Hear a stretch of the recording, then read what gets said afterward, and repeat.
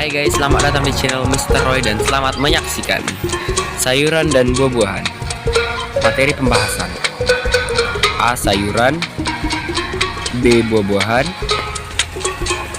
C. Zat gizi pada sayuran dan buah-buahan, D. Kualitas sayuran dan buah-buahan, E. Penanganan dan penyimpanan sayuran dan buah-buahan, F. Hasil olahan sayuran dan buah. A. Sayuran. Sayuran didapatkan dari berbagai bagian tanaman, mulai dari akar, umbi, batang, daun, bunga, dan buah. 1. Sayuran akar dan umbi. Akar dan umbi merupakan bagian dari tanaman yang pada umumnya berada di dalam tanah. Contoh dari akar dan umbi: wortel, lobak, dan bit. 2. Sayuran batang. Sayuran batang merupakan batang dari tanaman yang dapat dijadikan sayuran. Contohnya asparagus, rhubarb, pucuk rotan, batang pisang, dan lain-lain. Sayuran daun. Sayuran daun merupakan hasil dari bagian daun tumbuhan yang dijadikan sayur. Contohnya selada, bayam, kangkung, kenikir, sawi, dan lain-lain. 4. Sayuran polong-polongan. Polong-polongan merupakan sayuran dari bagian jenis polong.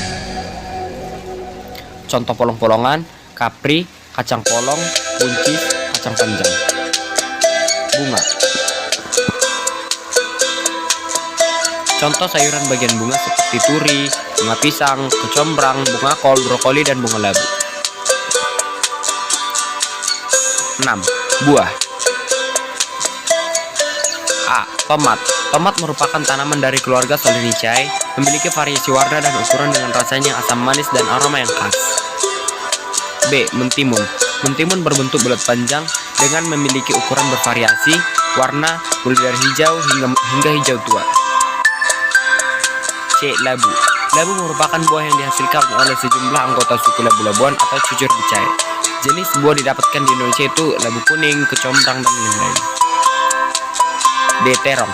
Terong merupakan sayuran dari buah keluarga Solanaceae. Ada 2 jenis terong ditemukan di Indonesia, yaitu terong hijau dan terong ungu. E. Paria. Paria adalah sejenis tumbuhan merambat dengan buah yang bulat, panjang dengan diameter 3 cm dan runcing pada ujungnya, serta permukaan bergerigi. Buah paria memiliki rasa khas yang pahit. F. Gambas. Gambas atau oyang merupakan tanaman buah yang termasuk dalam suku labu-labuan atau cucur bicai. Warna kulitnya hijau tua dan tekstur keras, dagingnya lunak dan lembut. G. Kecipir. Kecipir merupakan tumbuhan dari tumbuhan famili Cambiaceae. Tanaman yang sering disebut juga dengan tanaman kacang botol ini memiliki kulit yang berwarna hijau dengan 4 sudut seperti sayap. H. Paprika. Paprika adalah sayuran buah yang masih termasuk dalam jenis cabai. Bentuknya bulat dan lonjong, berkeluk dan 7 tunas. A. Kecambah. Kecambah adalah sayuran tunas yang berwarna kuning muda.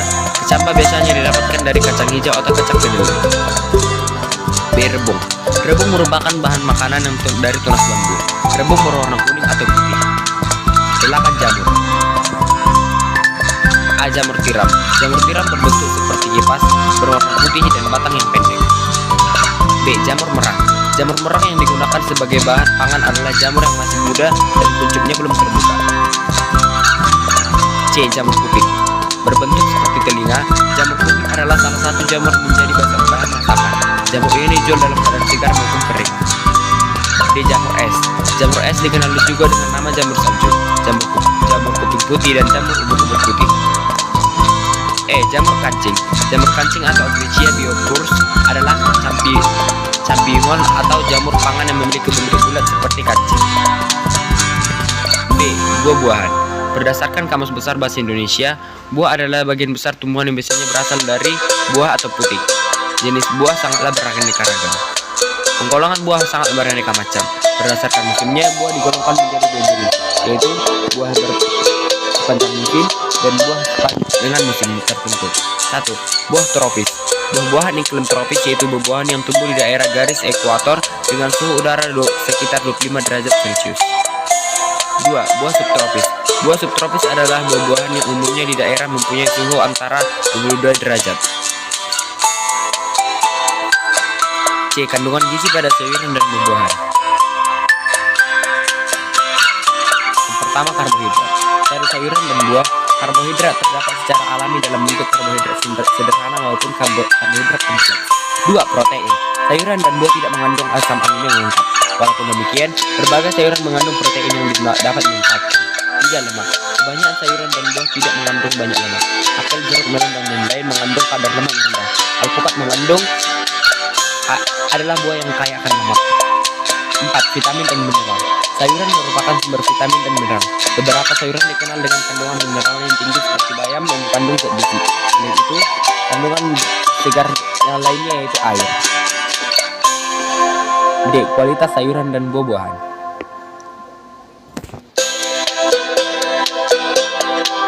1. Kualitas sayuran. A. Akar dan umbi. Yang pertama segar, kedua memiliki tekstur yang tidak lembek tetapi tidak terlalu keras, 3. Tidak busuk atau berlubang, 4. Warnanya khusus. B. Batang. 1. Batang yang segar, 2. Tidak busuk atau lembek. C. Daun. Penampilan segar, bagiannya berbentuk seragam, warnanya cerah, tidak busuk atau berulat. Umumnya memiliki batang yang masih muda.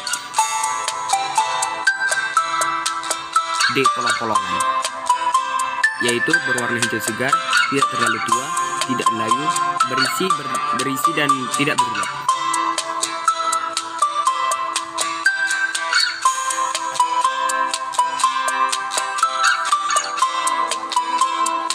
E. Bunga.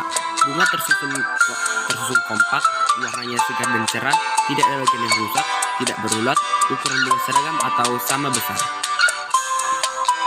F. Buah. Terlihat segar dan cerah sesuai dengan warna, tidak terlalu muda, ukuran seragam, tidak ada bagian yang busuk, terpotong atau layu. 2. Kualitas buah-buahan.